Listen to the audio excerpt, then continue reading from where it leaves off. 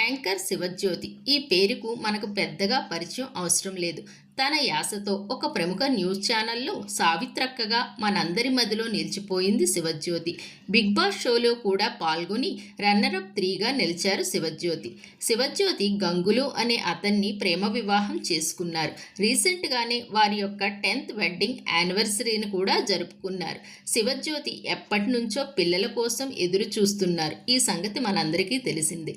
అయితే రీసెంట్గానే దసరా రోజు తను తల్లి కాబోతున్నానని ప్రకటించారు. ఇది విన్న నెటిజన్స్ వారి ఇరువురికి శుభాకాంక్షలు తెలియజేశారు. మీరిరువురు ఎన్నాళ్లుగానో వేచిన తరుణం రానే వచ్చింది అంటూ కూడా కామెంట్ షేర్ చేశారు.